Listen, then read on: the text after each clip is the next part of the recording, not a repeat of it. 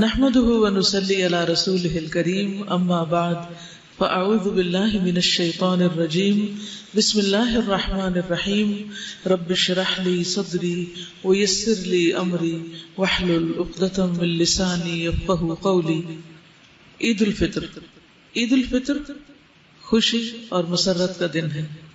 اس دن روزہ رکھنا منع ہے، کیونکہ فطر کا کیا مطلب؟ افطار کرنا۔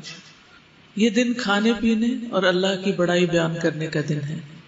خوشی کے اظہار کے لیے چاند رات سے ہی مساجد، بازاروں، راستوں اور گھروں میں تکبیرات بلند کرنی چاہیے۔ یعنی پہلا کام کیا ہے؟ تکبیر بلند کرنا۔ پڑھیے تکبیر۔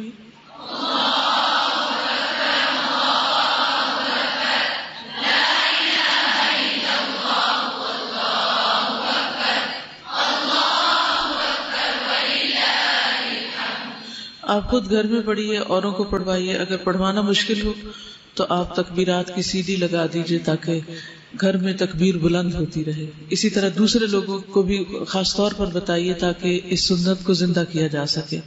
دوسری چیز جو کرنے کی ہے وہ صدقہ فطر ہے، جس کو ہم فطرانہ بولتے ہیں۔ یہ ہر مسلمان پر فرض ہے، خواہ اس نے رمضان کے روزے رکھے ہوں یا نہ رکھے ہوں، سب کے لیے ہے۔ نماز عید سے پہلے پیدا ہونے والے بچے، گھر کے ملازمین اور گھر آئے ہوئے مہمان کا صدقہ فطر بھی دینا ہوگا۔ یعنی صاحب خانہ جو ہے وہ دے تو زیادہ بہتر ہے۔ اس کے لیے صاحب نصاب ہونا شرط نہیں کہ ایک سرٹن اماؤنٹ گولڈ کی ہو، تو پھر ویسے بھی سب کے اوپر ہے۔ عبداللہ بن عباس سے روایت ہے کہ رسول اللہ صلی اللہ علیہ وسلم نے صدقہ فطر کو فرض قرار دے دیا تاکہ روزہ دار کے لیے لغو اور بیہودہ اقوال اور افعال سے پاکیزگی ہو جائے۔ یہ ہے اس کا مقصد کہ سارا رمضان ہم نے اگر کوئی غلط بات کی ہے یا کمی بیشی ہم سے ہو گئی ہے تو اس صدقے کے ذریعے اس کا ازالہ ہو جائے۔ ویسے بھی صدقہ جو ہے وہ انسان کی برائیوں کو دور کرتا ہے۔ چنانچہ جس نے اسے نماز عید سے پہلے ادا کیا تو یہ ایسی زکوٰۃ ہے جو قبول کر لی گئی، اور جس نے اسے نماز کے بعد ادا کیا تو یہ عام صدقات میں سے ایک صدقہ ہوگا۔ یعنی اس کو نماز سے پہلے ادا کرنا ضروری، بلکہ ابھی سے اگر آپ لوگ تیاری شروع کر دیں تو بہتر ہے، کیونکہ ہم بالکل لاسٹ مومنٹ پہ چھوڑتے ہیں، پھر عید پڑھنے جا رہے ہوتے ہیں، پھر دیکھتے ہیں دائیں بائیں کوئی مل جائے تو گاڑی کا شیشہ نیچے کر کے چاہے کوئی مستحق ہے یا نہیں بس دینے کی کرتے ہیں تاکہ نماز سے پہلے ادا ہو جائے۔ عید کے روز مسواک کرنا، غسل کرنا، بہترین لباس پہننا اور خوشبو لگانا سنت ہے۔ نماز کے لیے جانے سے پہلے میٹھی چیز خصوصاً کھجوریں کھانا مسنون ہے۔ عیدگاہ جاتے ہوئے کثرت سے تکبیرات پڑھنا سنت ہے۔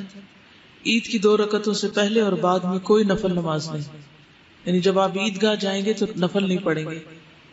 نماز عید کی ادائیگی کے لیے خواتین کو بھی جانا چاہیے۔ ام عطیہ سے روایت ہے، فرماتی ہیں ہمیں حکم دیا گیا، یعنی نبی صلی اللہ علیہ وسلم نے، کہ ہم جوان کنواری لڑکیوں اور پردہ نشین عورتوں کو بھی دونوں عیدوں کے دن نماز کے لیے لائیں، اور حکم دیا کہ حیض والیاں مسلمانوں کی نماز کی جگہ سے دور رہیں۔ تو اس سے یہ پتہ چلتا ہے کہ عین جہاں مصلی ہو وہاں نہیں جانا چاہیے، تھوڑا پیچھے ہٹ کر انسان بیٹھ جائے، تسبیح کرے اور خاص طور پر دعا میں شریک ہو، کیونکہ دعا میں شریک ہونے کے لیے کہا گیا۔ نماز عید سے واپسی پر راستہ تبدیل کرنا سنت ہے۔ کسی وجہ سے نماز عید نہ پا سکنے والے افراد گھر میں 2 رکعت نماز پڑھ سکتے ہیں۔ عید کے روز مسلمانوں کی باہم ملاقات آپس کی محبت بڑھانے کا ذریعہ ہے۔ صحابہ کرام اس ملاقات میں ایک دوسرے کو یہ دعا دیا کرتے تھے، تقبل اللہ منا و منکم۔